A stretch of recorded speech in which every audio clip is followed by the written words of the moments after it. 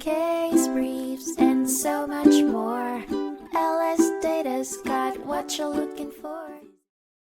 In 1982, the Superior Court of Pennsylvania heard a case involving a contract clause that could make the agreement null and void if the contractor could not obtain disability, death, and sickness insurance. This clause was tested when Mr. Gross, who signed the contract, became permanently disabled and was denied disability insurance. The lower court instructed the jury to award damages based on quasi-contract and unjust enrichment, but the Superior Court found that the contract was still in force until an event occurred that discharged the appellant's duties. The court decided that the lower court's instruction was incorrect, and that the contract, which was known to all parties, contained a valid termination clause that prevented any quasi-contractual rights. The Superior Court reversed the decision and remanded the case, ultimately ruling that when a specific event must occur before performance is due, the obliger's duty of performance is discharged if the event occurs, unless the occurrence results from a breach of good faith and fair dealing, or could not have been prevented due to impracticability.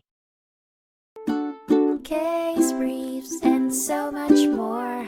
LSData's got what you're looking for. Visit lsd.law, elevate your mind. Leave the stress of class.